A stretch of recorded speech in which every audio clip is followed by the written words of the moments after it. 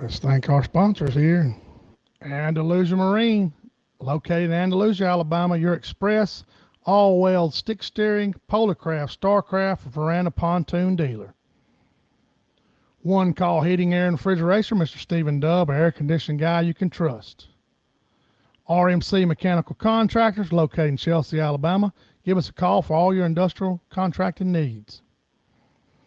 Styler Arms, located in Bessemer, Alabama. You can also pick these rifles up at Simmons Sporting Goods. That is a Steyr Scout in that picture. I've been hunting with a pro hunter for about 30 years, guy. One of the finest rifles made. Pick one up today, and you'll see what I'm talking about. Alpha Plumbing, Mr. D. Robinson. He's been with us since day one. Call him for any of your plumbing needs, a plumbing guy you can trust. CT Ward Power Sports, Camden, Alabama on Highway 28. Your Excel center console, side console, golf your pontoon, Hustler Lawnmower, and Mercury and Yamaha service dealer. Power Brakes. If you want to get your total boat control under control, get you a set of these. Give old Chad Clifton a call. www.mypowerbrakes.com. All right. We're live, folks.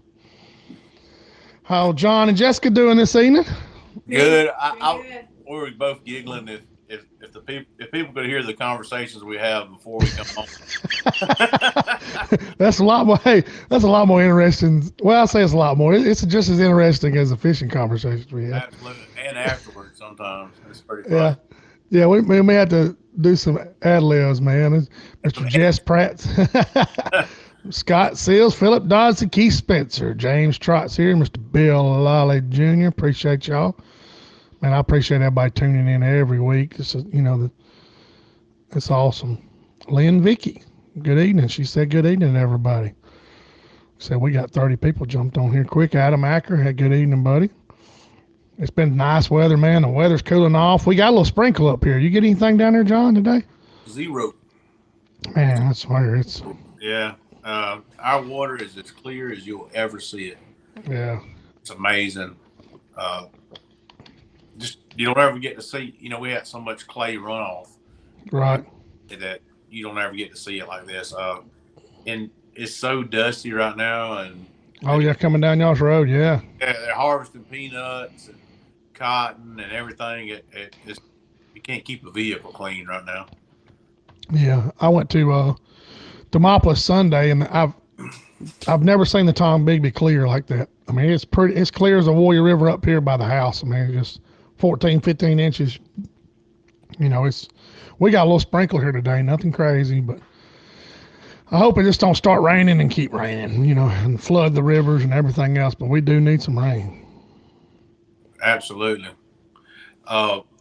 We had some shirts show up mysteriously that we didn't realize we still had. So if anybody wants a CrappieKast shirt. Jon's got a few CrappieKast shirts left. Heck yeah. We didn't realize that we had what we had, but if anybody wants some, we'll sell these before we ever get any more made. So if you want, right, let us know. It's been really nice. Everybody that bought some, like from the expo and stuff, sending us pictures. And yeah. With them, like some people wore them during tournaments and stuff. It's been nice. Yeah, I sent Chad Clifton one, and he said the next video he does, he'll have it on. So they're nice shirts, especially the one, like I said, that teal color or whatever, seafoam, whatever color you got on it, it stands out pretty good. It does. It does good, man. We got people tuned in all over the place here. I seen, where did I see somebody tuned in from? That's North Mississippi. Where did I see? Lake Barkley, Sean Nietzsche, if I said that right. Lake Barkley. Is that in Kentucky, right? Sure. I think it is. I'm not sure. I think it is. I think it is. I think it is in Kentucky. I think it is. It is too. Yeah. Hey, we got somebody from Waco, Texas. That's where. Yeah, I bet y'all need some rain out there too, buddy. Man. I know y'all got some questions. Coming up, heck, we got 55 people on here. Somebody from Mike Hurt from Maryville, Tennessee. Man, we're all over the place. He's tuned in on YouTube. Appreciate you tuning in, Mike. Bruton, Alabama, Jeff Carwell. Man, we're all over the place, man. That's awesome. I actually went to eat at the smokehouse with a customer of ours from RMC, and I went there to smokehouse, and the guy kind of looked up 2 or 3 times at me, and he had a Freightliner shirt on. He goes, "You Shane Jones?" I said, "Yes, sir." He says, "Man, I listen to y'all show and stuff, and tune into y'all." He said, I'm a big bass fisherman," and he said, "Man, I'm kind of getting interested." He said, "I'm leaning towards the dark side, you know." I told him, I said, "Hey, man, come on, buddy." The bright side, not the dark Yeah, side. that's right. Hey, Shane, I guess talk a little bit. We did a show earlier in the week talking oh about yeah, brush pile and stuff. If you hadn't caught it yet, try to catch back up if you can. Is it on everything right now, Shane? yes, it's on Apple Podcasts, it's on Spotify, it's on YouTube.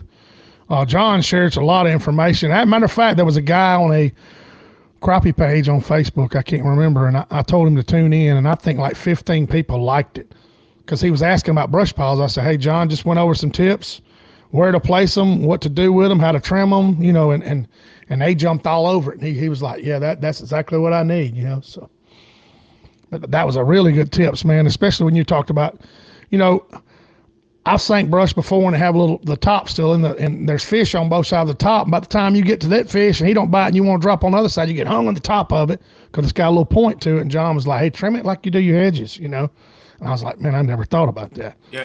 If you'll lay that thing down on the ground before you take it out on the boat to go out there and drop it, and you'll just flat top it every limb.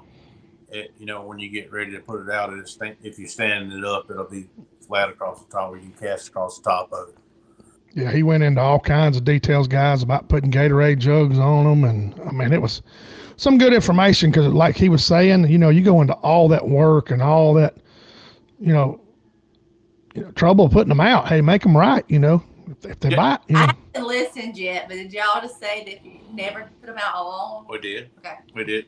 We did go over that, Jess. So you'd be proud of John because John went over how it could get caught in your foot. I mean, and that's the truth, man. You get caught up and you're proud of yourself and you roll that thing out. Next thing you know, it grabs your boot and whoo. John was saying keep a knife handy, and that's the truth. But never do it alone.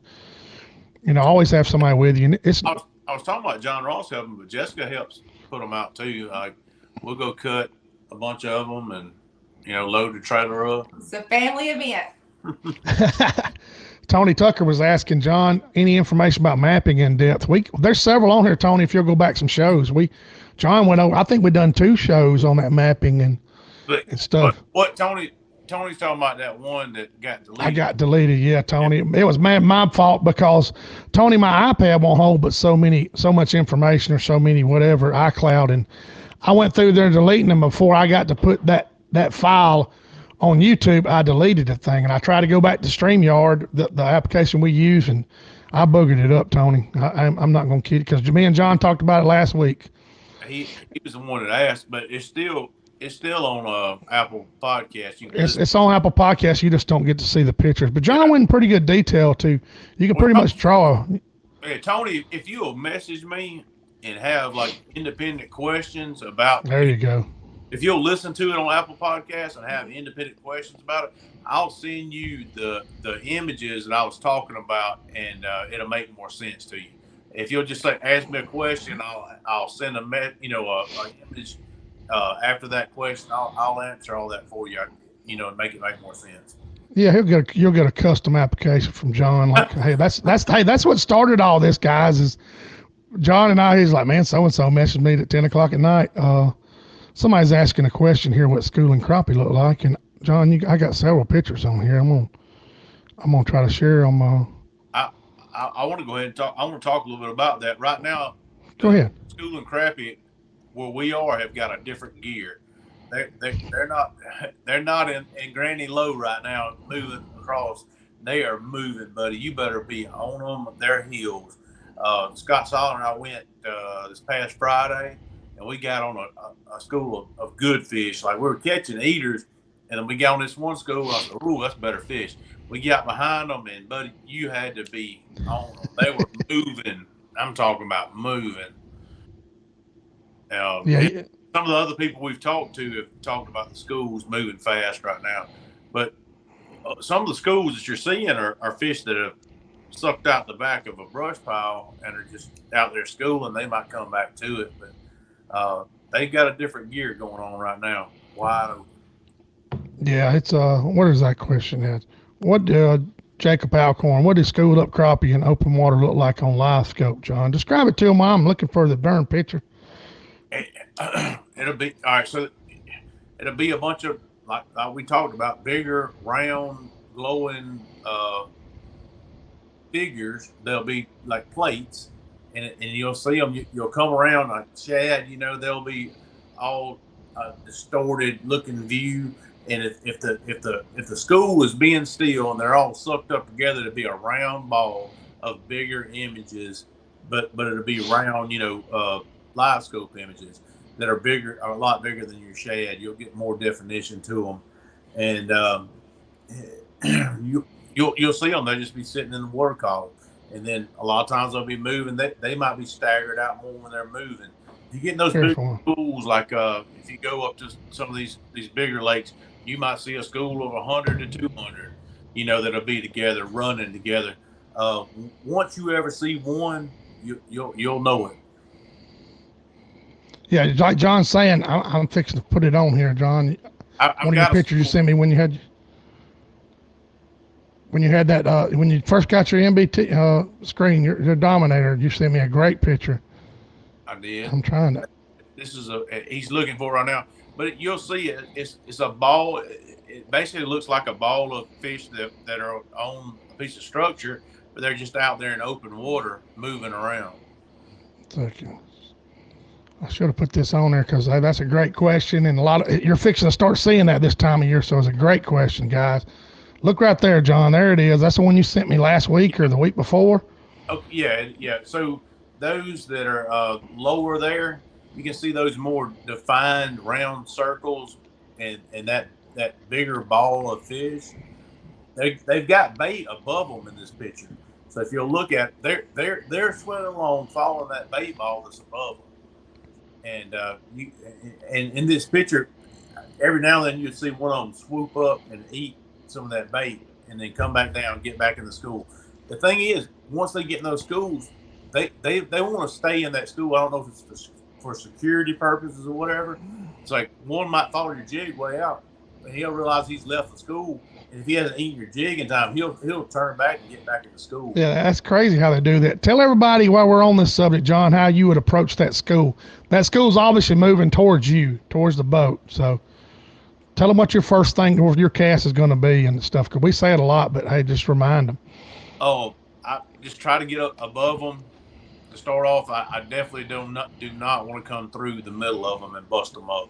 I'm trying to get above them, out in front of them, so I can get one of them to come out. All right, one of them's the lead fish. He's leading the pack. That's it. He could turn the whole pile, but you want to get above them at a close enough level where they can see your jig and you can pull one out of there.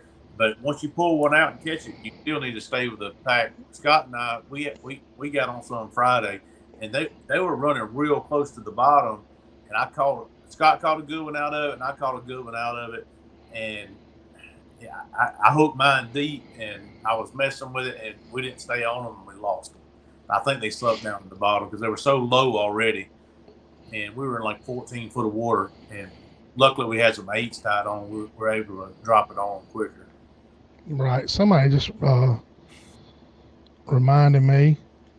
Jamie Hall, it may still be on my Facebook, John, because, I post all the videos on my Facebook. So yeah, I'll look after the show. I might dig back and see if I can find that, even though I didn't. It may still be on here. I'm not sure if I put it on. I will definitely look for him. Shallow's in the house. He's at home for once, he says. Not for long. He's with us. Ryan Dooley's tuned in. Yeah, Ryan Willis, he's on here. He said, "Hey guys, thanks for breaking the boredom.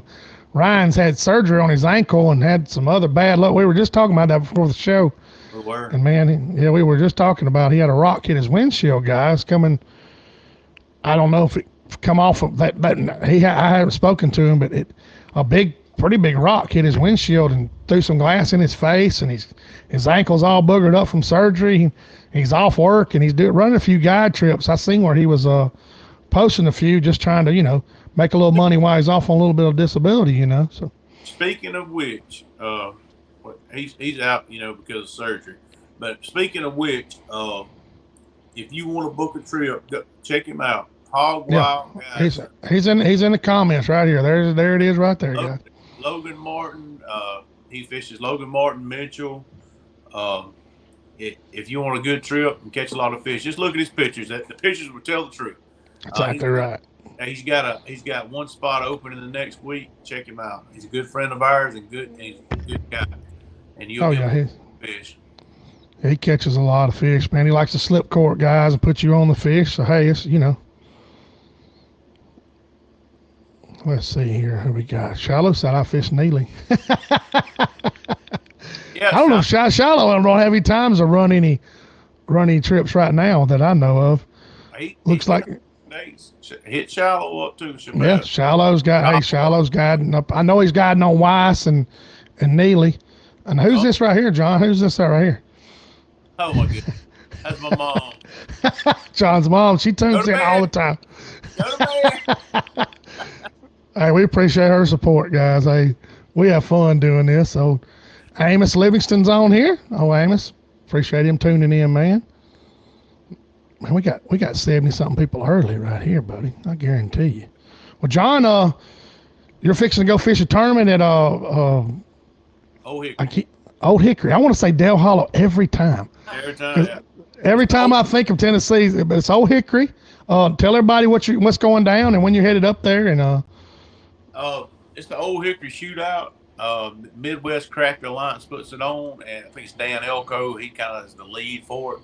Last year they had a bunch of boats in there, and this year it's going to be as many as 150. I think they have over 130 signed up right now. That's awesome. Eric Cagle won it last year, which was cool because he's one of our friends. And I've never beaten him before, so I'm going to try to beat him this time. That's right. But, it's on his bucket list. Yes, heck, I've got a couple guys on bucket list I want to beat. But Jessica normally fishes with me, and she took on that new job. Was not going to be able to make it. Tim Pentecost and I are going to fish together. There you go. Tim and I are real good friends. He normally fishes with Shallow, but Shallow had a different partner for this tournament. So we're looking forward to it. I'm gonna go and stay with Tim tomorrow night. We're gonna show up and start doing some side imaging and try to find some fish. And I hear that it's just jam packed full of fish. So I think it's gonna be a lot of fun. Yeah, they have an expo there too, don't they, John? They do. I don't think it's on the. I don't know. I've never been. I don't think it's on the scale of some of the bigger ones, but it certainly might be. I encourage everybody that's in that area to come out and check it out. I mean, the thing I like about this one is their registration is incorporated with the expo. So the anglers will come in and register, and the expo is going on. So you get to interact, with the booths as well as the anglers while they're registering. So that's pretty cool to me, So anybody you want to come talk to and pick their brain, you slide in there and talk to them. That's cool, man. There's 130 boats signed up so far. So, yeah, I thought that's big. That's a big tournament, man. I mean, you realize that most of these, of course, Elite it's not but 50, but some of these others, man, it's they didn't get out. They barely had right at a little under 100 at the national championship. So you got 130 boats. That's big. Good for them. It is. We got a lot of friends that are going to be there.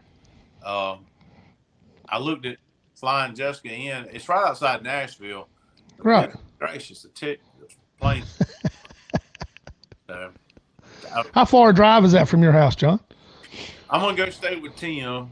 To his house is like 3 hours and 40 minutes, and I think it might be like another 2.5.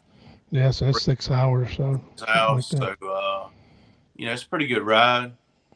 And a lot of people don't realize, a ride is cool when you're just driving a car, but when you go to pulling your boat and, it starts getting more compounded, Oh, yeah. It's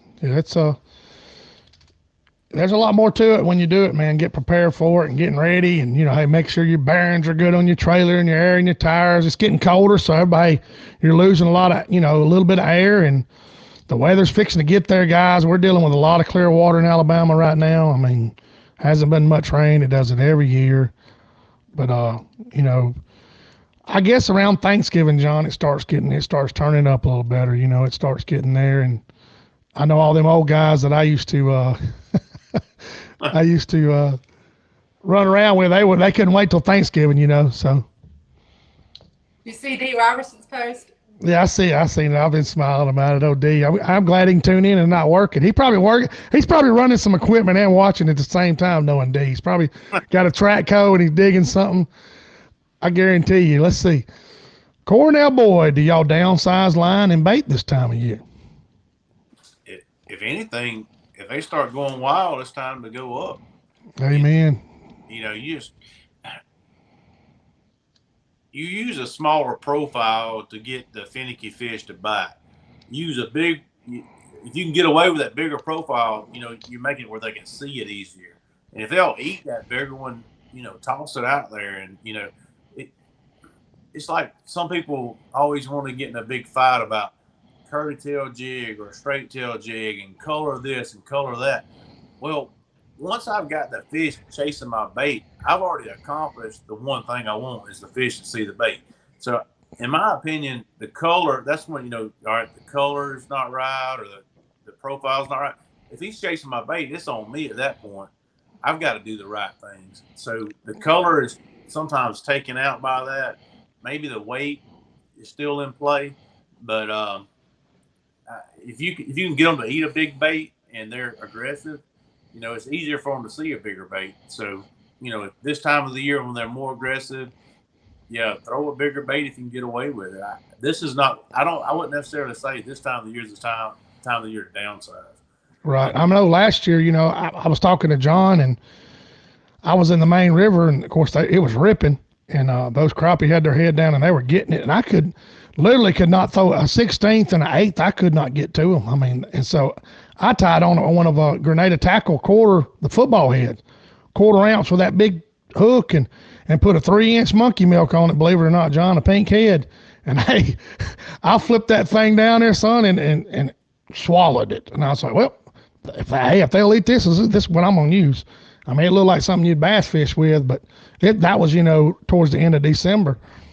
But hey, I always keep one tied on there, Cornell, an 1/8 with a 2-inch bait or whatever, you don't ever know, I was fishing with Patrick Stone, that owns Grenada Lake Tackle one time. It's me and him and a friend of ours, and we caught a white crappie, and there was a shad hung in its throat. We pulled it out. The shad was almost 6 inches long. Yeah. During the winter, so I mean they'll eat it. If they get it, if they're doing their thing, they will eat it. Oh yeah. Always keep one tied up though, for real. I got a picture of it. I need to send it to you. We'll put it on the show one time. Yeah, we'll put it on there. You're welcome, Cornell. He said appreciate the information. Let's see, Scott Seals. When do y'all think it would turn over? Talking about the water turning over in central Alabama, the Coosa mainly. When you think that's going to happen on Lay Lake and Mitchell and all that stuff, John?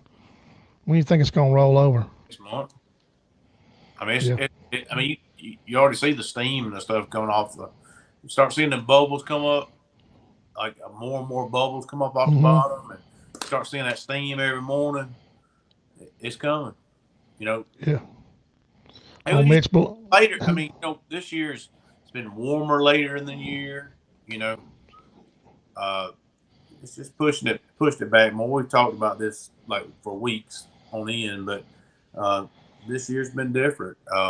Like we were talking about at the first of the show, it's dusty and hadn't had any rain and things that are normally not clear. Mm-hmm. I hope that when we get up there to Tennessee, Tim and I do that. It's not as clear as I think it's going to be. I've seen some rain going through there, so. And I was hoping it was going to bust Nashville wide open, and it went northeast of it. Oh, Mitch Blunt, he sent me a video earlier. He said Seminole's on fire, so he's down there. That's Jessica's favorite lake. I'm headed through there this early Saturday morning, and I'm tempted to stop through there on the way back. Who knows? I mean, like I said, we're headed down to below there, so we'll see what's going to go on. Chad Selman's on here. Appreciate you tuning in. Carlton Todd, I know the answer to this question because John posted a little meme and had me laughing when I was trying to drive down the road. He said if you could take only one jig or lure to the water, what would it be? Monkey milk. Yeah. If y'all not friends with John and I on Facebook, he had this monkey and he had milk on his lip and he's holding a jug of milk. Yeah. And every time I asked John, hey, what color, when John and I first started talking about it all the time, hey, what color did you catch him on? Monkey milk. I'd be like, okay. Yep. And he had a little meme post. As a matter of fact, I'm going to find it while we're talking, John. I'll talk about it. It was a little monkey and he's looking up. It was funny. I said, that's me looking up at Shane Jones saying, I'm using monkey milk or something. It was funny, man. I was actually driving. No, I was at a red light and I looked down at my phone and there it is. I'm gonna have to share this because it was funny. We give each other hell if y'all can't tell. Yeah. Hey, we do cut up and hey, we enjoy life and you can't really have your feelings on around here because it was funny. But this picture's funny. I'm fixing to share it. Next, he's trying to get it on there. Next week, we'll be doing the show from. I'll be up there in at the tournament, so I hope we'll have some good updates on it. There it is. See, the monkey's got milk on his lip. Oh, monkey milk. That cracked me up, guys. Y'all may not give it, but John does throw monkey milk. He's not a big color guy, guys, and like he said, he puts it on the fish. So and lets them adjust to the bait. It's really now he'll change bait sometimes, and stuff, but there's a lot to do with the sun and the clarity of the water. Well, once the fish has seen the bait, then finishing it is on you. Don't let the bait slow down. Keep it at the same rate. Those things, and if you're just setting the jig on the fish's head and wanting them to come up and eat it, I can understand that. But once I get his attention and I get him coming up, at the bait, then I think the rest of it's on my angler. That's right. Yeah. John and I got fish down there close to his house, and you see those fish engage that bait, and they start, and like John says, they drop that tail down and they start engaging that bait. Hey, he's in gear to take it, and a lot of people out here fishing, they want to stop and I'm going to try to feed it to him. No. Once that fish flattens out, guys, if he's got his head up and he's coming at your bait and you let it down, he flattens out, that switch turns off. It's crazy. And it really does. And you got to figure out that cadence is different day to day. I mean, the fish's attitude is different day to day. It's you just don't know, especially these schooling fish. You might get in a group of 20, don't catch many, and then you see 4 little solos, little wolf packs they call them, and you catch all 4 of them. Hey, I was giving Cagle a hard time today. He's been catching a few whitefish on his I've seen that. Every time he lays a tailgate out, I said, man, where does that fish lie? He had a fatty early in the week, man. So I look back at a picture from before I had ever met him before. I've got a picture of a monster whitefish from Martin, and I didn't realize it at the time. I was still just in fish catching mode, and right. I'll have to send it to you, Shane. Yeah, we'll check it out, man. Somebody asked a question. Old country cousin Greg, did you see that big old hybrid he caught in that lake somewhere? Did you see it? I did. Man, that was a big old fish. He was trying to make a joke and put it in one of them crappie link things, that little funnel, and he kept trying to shove it in there, and he was like, don't think it's gonna work. Now, I got a kick out of it. Somebody asked him, did he throw the fish back? And I knew better. I was started laughing. I was like, hey, that fish is gonna get fried, buddy. Yeah, he threw that bad baby in that grease. Yeah, exactly. Lake Crisco. Jacob's asking another question. Great question. What is y'all's thoughts on scent attractants like crappie bakes? Do you believe it helps? Do you think, do you use it on every cast? What do you think, John? I personally don't use it. Now I've got some real good friends that do, and they have success. I think a lot of it is what you have confidence in. So people that use it and are confident in it, by all means, it's working for them. I don't. Probably should. I probably should change to something sometimes. We probably should put whatever on there because we've been in a situation where nothing works. Right. Jessica, like we've been like fish stumps before, and like we know they're there and nothing. Oh yeah. I use a little bit sometimes to start off with it. I believe once that, especially a hand tie, once that hand tie starts smelling like crappie, their mouth and their slimes on that hair jig, that's the best scent you can have. I mean, it's, to me, especially, the whitefish, they have a distinctive smell. And I don't know. You just don't ever know. But hey, like I said, if I got to hold a finger in the air to make them bite, I'm going to hold a finger in the air. I'm not going to make fun of anybody. I mean, that's being silly, but that's the truth, man. Whatever you got to do to get them to bite. Hey, Shane, I do like to tell people this, though. Yeah. If you ever catch a catfish, get all that slime off. Oh, yeah. Yeah, God, they do slime your line up. Yeah, well, not just the line, but that catfish is a predator. And, I mean, I don't know that it makes any difference or not. I like to try to get all that catfish slime away from everything. Because I'm certainly not going to hang out with something that can eat me, Oh, yeah, I agree. I never thought about that, John. Those flatheads and those channel cats will gobble them little crappie up, man. No doubt about that. Tony Booker's, what's the water temperature? Man, when I was on the water this weekend, it was 68 to 72. What is it down your way, John? I've seen some that has been pretty warm. Like Friday, it started out like at 73, but it started out at the end of the day it was 73. When I started out, it was about 67.5. So it's warming up as the day warms up. But we've had some cooler nights. I hadn't fished as much this week because I've been packing, getting ready to leave out. So.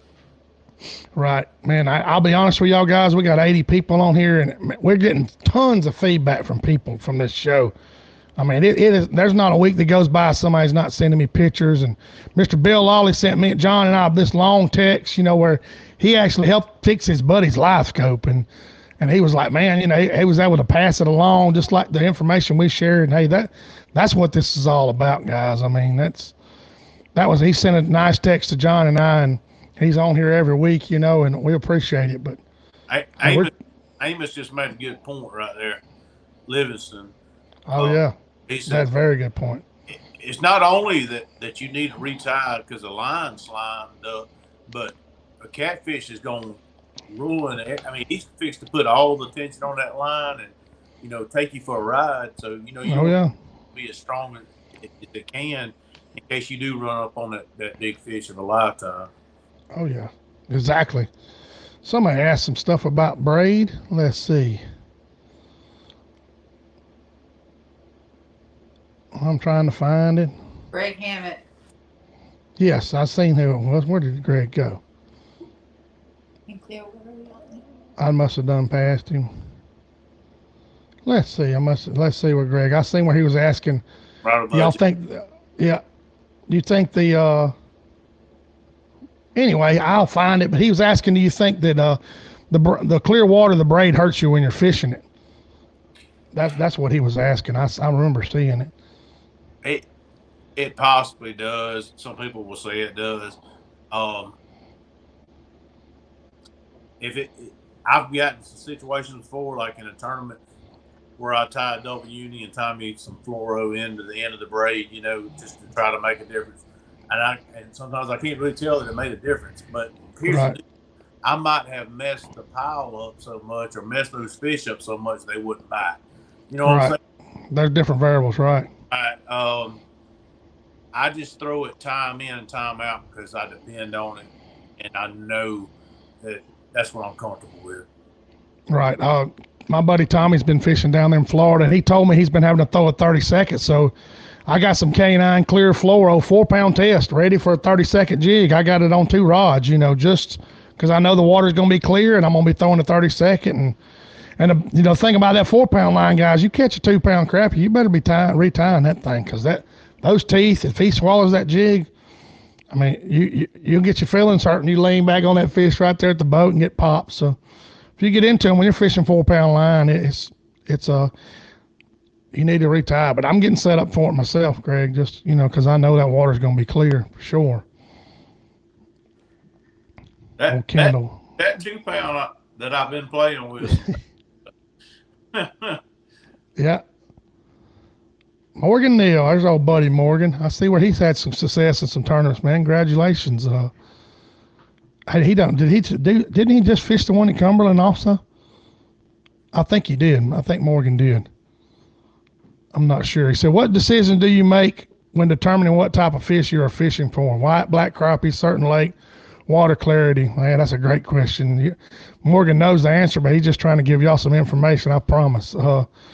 John, if you're going to a lake that's primary whitefish, what is your arsenal going to be, and what are you going to look for, and stuff like that? That's Darbone where it was. Is he talking about at Darbone? Yeah, no, he was at Darbone. It's a white crappie lake. That's where he was. He done well with the tournament down there. Let's say he's at Darbone. It's a primary whitefish, right? I'm gonna get. I mean, at Darbone, I'm just gonna get in the timber and go, because that's all. It's a pile of timber at Darbone. But I'm gonna look for the biggest concentration of fish first of all, and then if I start catching fish, which ones are the healthier fish. Right. And on this show we don't always talk about just tournament fishing. We just talk about people wanting to go out and fish and catch. So first of all, if you want to go catch fish and eat fish, you're gonna look for the biggest amount of fish wherever they may be. 4 feet, 12 feet, shallow water, deep water. So let's just talk about what Morgan's talking about. He's like, if you want to go catch whitefish, you're gonna go look for the muddier water, shallower, out of the current,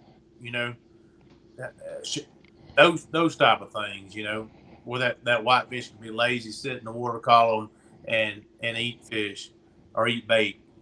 Now, if I'm going to go look for those black crappie, I'm going to be looking for a little bit of current.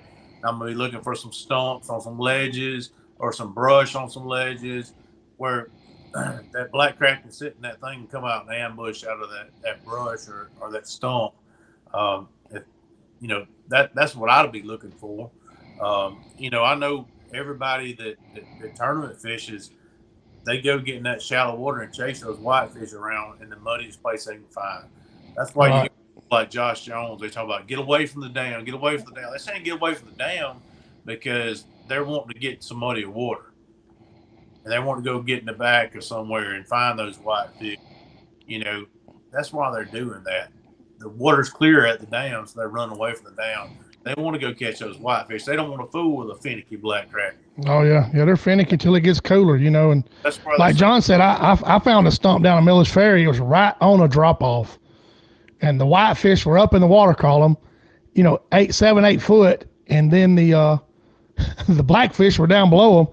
I popped a couple whitefish, and then Saturday when I went there, whitefish was bye. They done grabbed a school of shad, and all the blackfish were still there, and I caught the whopping one out of the pile, They had a bad attitude, but for sure. But yeah, we appreciate that question, Morgan. It's true. You got to gear up and have, but like John's saying, if your lake's got both of them, if one's not cooperating, you may go after the other one. I mean, But it depends on what you're doing. I mean, if you going out there to catch fish to eat, go look for the bigger numbers. Exactly. I mean, heck, when I was not going and looking for tournament fish, I wanted to have 30 a piece and be back at the house cleaning fish before lunch. You know what I'm saying? I'm not going out there to search for those big fish. I want to be done. Right.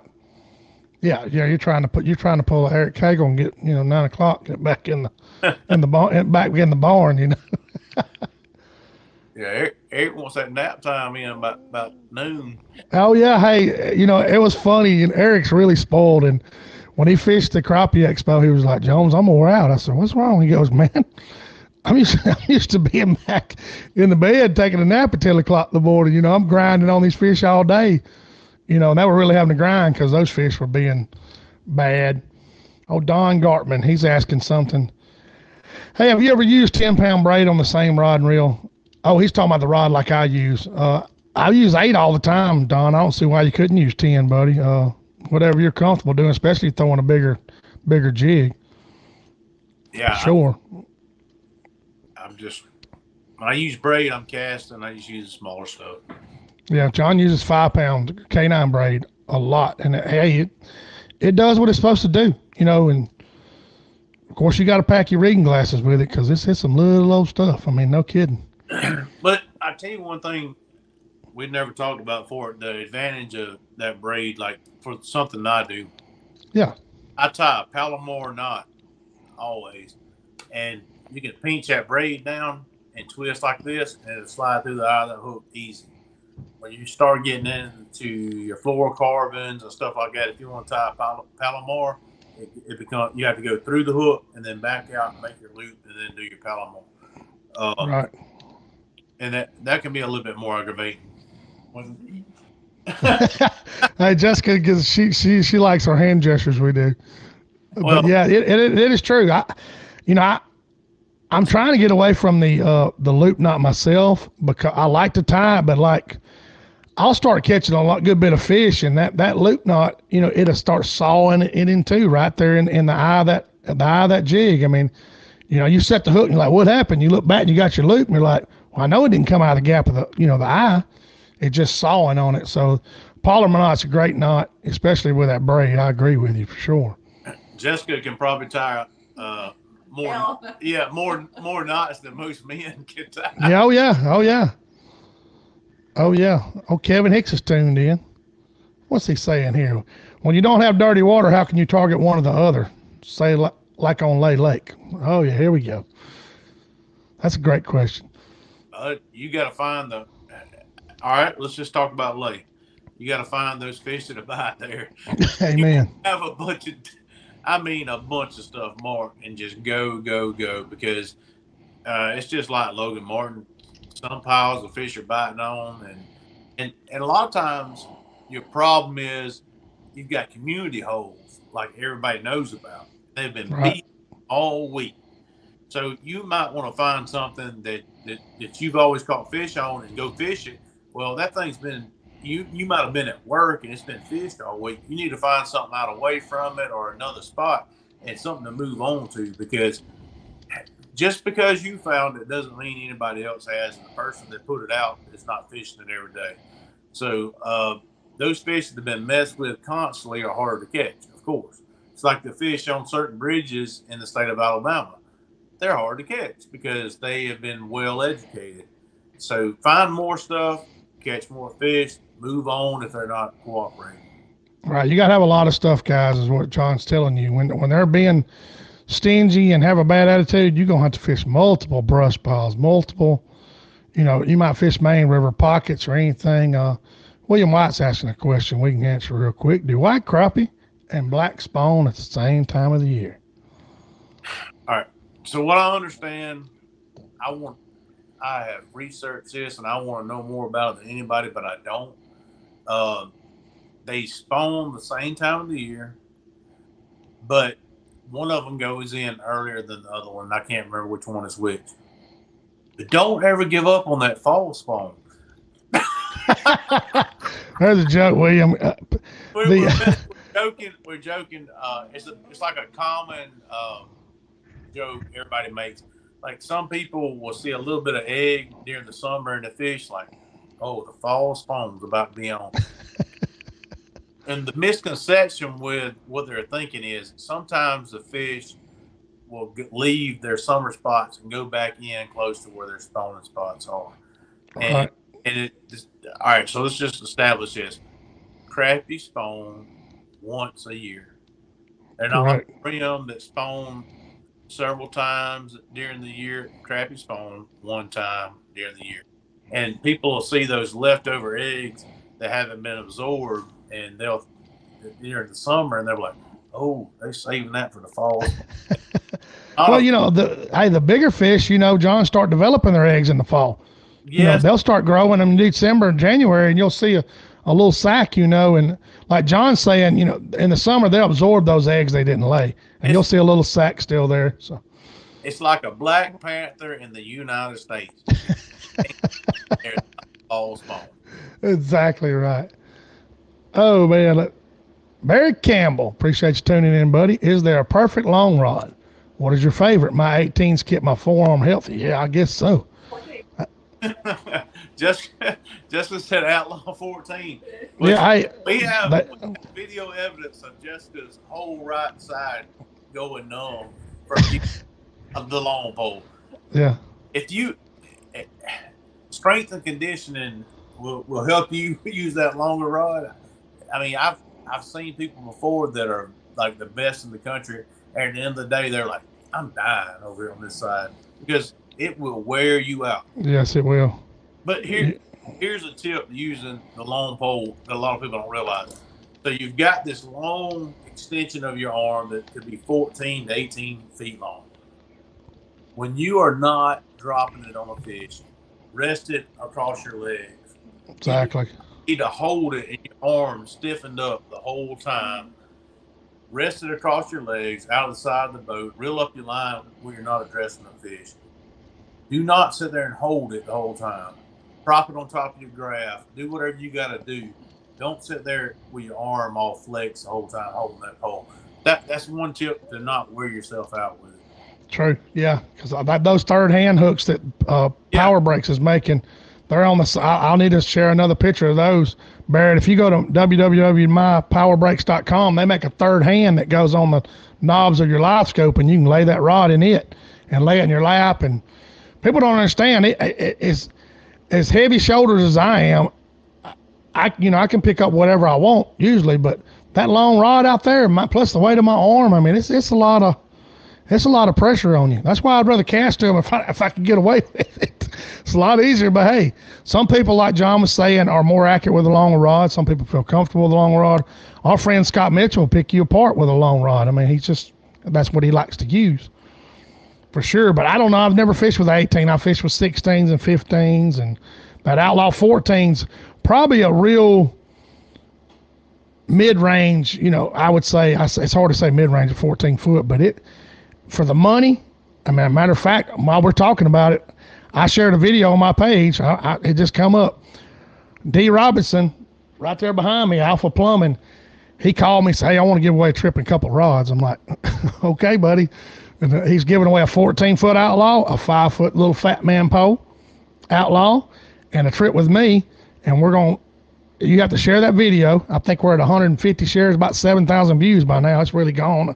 It's taken off, and we're going to give it away in December. CrappieKast, Jon, Jessica, and I, we're going to give it away, and the rods, and somebody's going to get a trip and get to use the rods. But anyway, I thought I'd throw that in there. But check into that 14-foot Outlaw, Barrett. It's the weight and all. It's kind of it's not as long as that 18, but it's a real good rod. It feels good. And they sell a lot of them for a reason. So.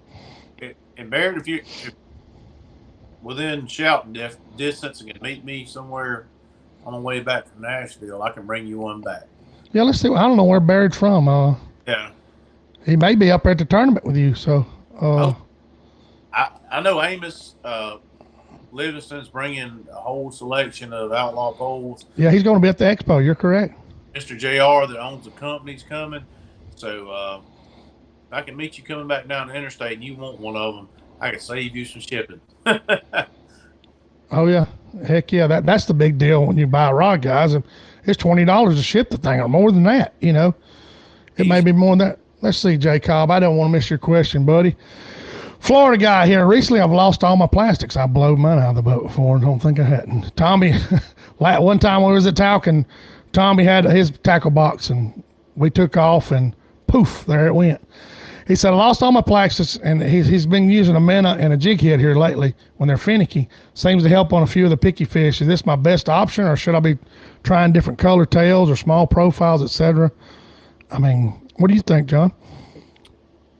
Absolutely, I would not just stick with a minnow. That can make for a long day. A lot of times that fish will sit right below that minnow and just look at it.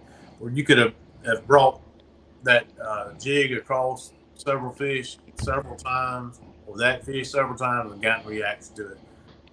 There's something about that minnow that just intrigues them because they know it can just sit there and spin around below that split shot.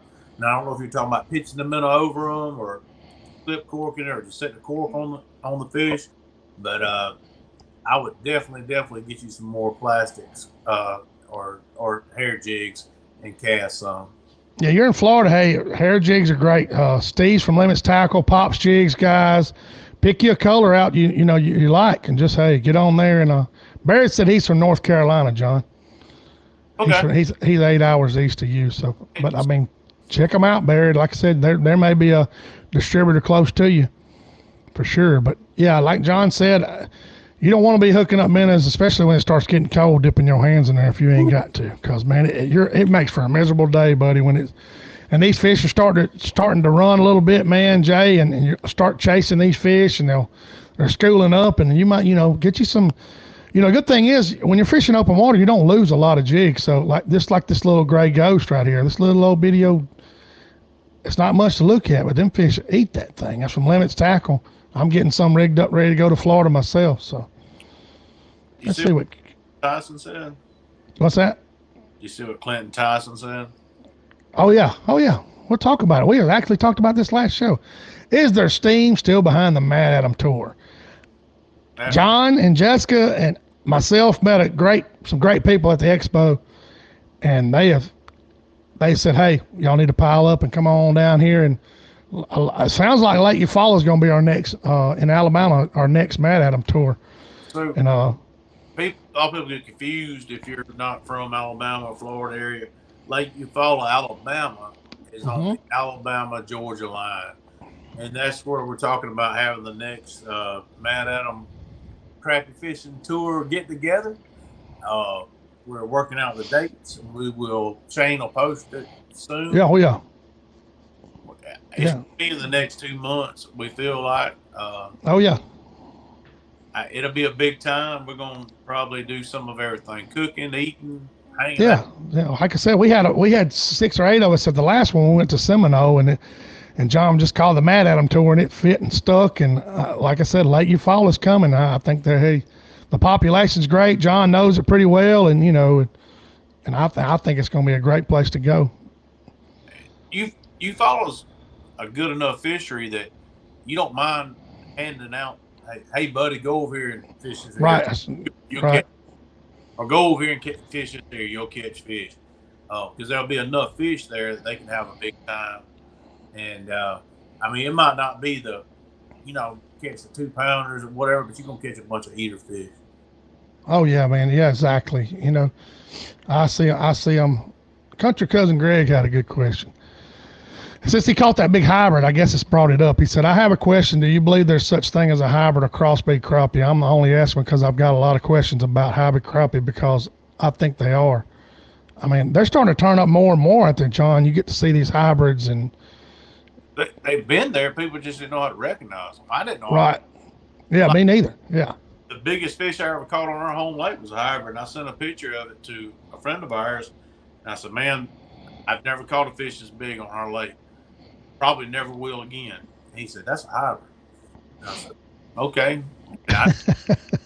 Like, what's a hybrid? But at the time, I didn't know. Right. A lot of people they'll say, that's a hybrid crappie. And they'll just keep mum because they don't know, what it is. Right. It's a white crappie and a black crappie, have offspring. And it'll have the majority of it will look like a black crappie, but at the back end you can see that bar. You see the bars. You do see it fade into some bars, guys. It goes from specks to bars. You can literally see. You hold it at a certain angle and see that, and it's a beautiful fish. I mean, but they make a really big fish. Like a lot of these that you caught across the country are big fish. That the hybrids are. Yeah, big time. They're good looking. But Country Cousin Greg, we don't have any like like biologist explanations for it, but they're starting to get around just like the magnolia crappie. People's like, they don't reproduce, blah, blah, blah. But man, I got into a lake and caught them things over and over and over. I was like, well, they just get stocked in here. I mean, they make a pretty fish. Got a striped nose. A lot of them call them black nose, magnolias. I've caught a good bit of them. We catch some around here and I've caught them other places, but they won't have the racing stripe up their head, but they'll just have a little black dot on their lip. Yeah. And that'll be it. And then we catch some of them, they'll have the racing stripe and have the black dot on the lip, and it'll come all the way up under their chin. And you don't see that a whole lot of places where it comes up under the bottom. Like it won't go all the way down, but it'll come all the way up under their chin. That reminded me, John, when you and I went on that trip after the spawn, and me was catching them big males, and John was like, watch this. And the males, they color up black when their hormones are going, and you can rub on the bottom of their jaw, and that black will come off on your hands. And I was like, what? It was it was crazy. It was like chalk residue coming off their jaw. I mean, I was like, I've never seen anything like that. And he's like, check it out. These males, and you rub their jaw, and your finger will be just black like you got ink on it. Yeah. That's cool, man. Let's see if I'm I don't want to miss any questions, guys, before we finish up. And we usually try to get back to them. Okay. Byron Walker wants to know what your favorite short rod is, John. I know the answer, but. Oh, 5 foot. yeah, look, 5 foot outlaw. Oh. There it is right there. I've got one over there in the corner right there. Yeah, you go to fishoutlaw.com, you'll find the little 5-footer. It's got a short butt. That is what 90% of the time that's what we're fishing with. And it's reasonably priced, and you'll enjoy it. Yeah. D said, if you want to we do want to do a Mad Adam on Bankhead, he'll help. Yeah, I know. He's that Alabama Crappie Trail. They're coming to Bankhead February the 10th. A great time of year to be up there, and Dee's pushing that. It's right here on his home water. It's right there in his backyard. I mean, you're going to pass Dee's house on the way to Bank, to Franklin's Ferry where the tournament's held. And hey, we could do it, man. And, there's plenty of places to stay up here.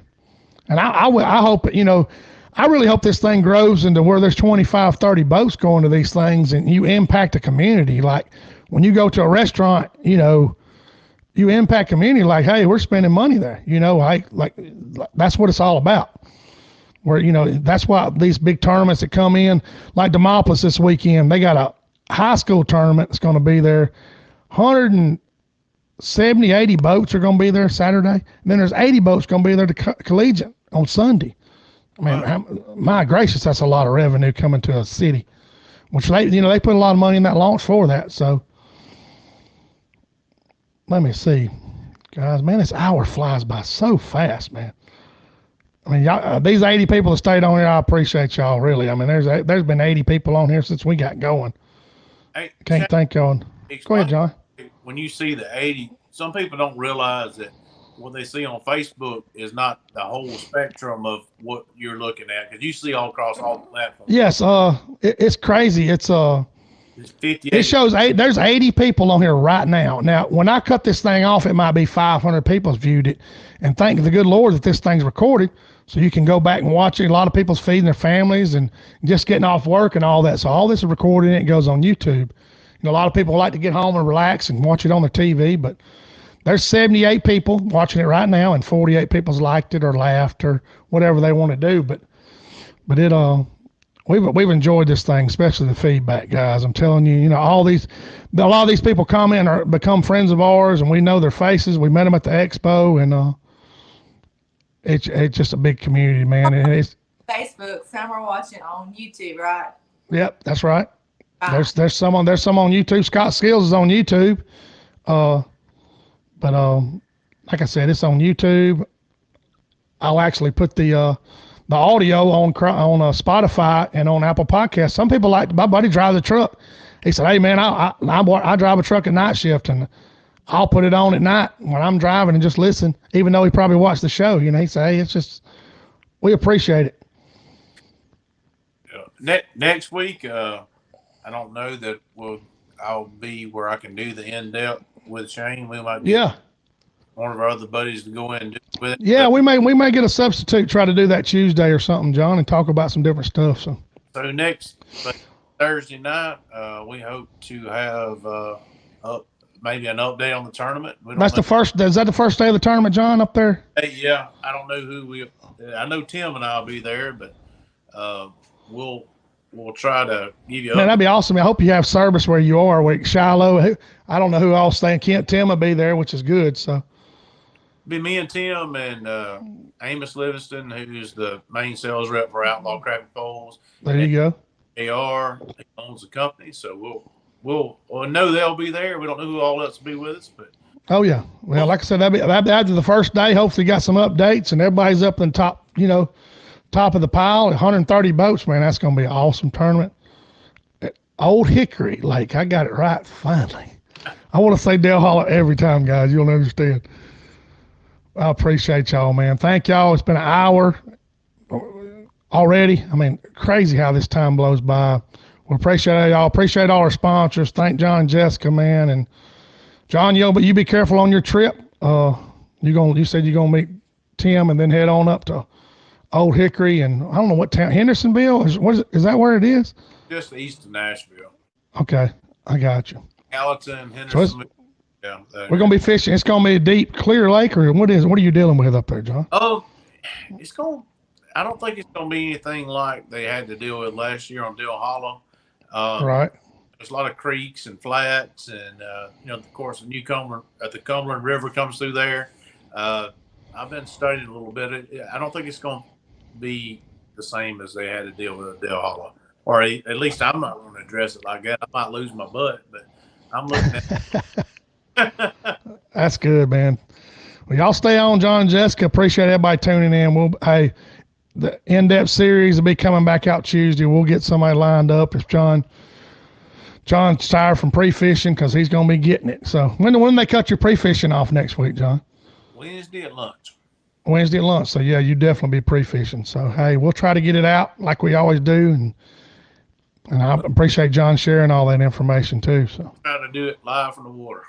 hey, that would be interesting, guys. Because we try to keep those 30 minutes or less, guys, because we don't want to try to draw it out. Like this show, all you guys live, y'all help this thing ease along because you're asking questions and our buddies are answering, and John's answering, and and everything. So, but it's just John and I. It's hard to go past 30 minutes without repeating yourself. So, yeah.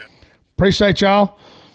Like I said, in-depth series we'll try to do it Tuesday. Hey, we might be able to do it on the water, which would be awesome to me. So, but appreciate everybody again. Like I said, I know I said it a few times, man. Thank y'all again. There's still 70 people on here, man, and appreciate y'all making all this thing a success, man. Appreciate our sponsors, and we'll see y'all next Thursday live.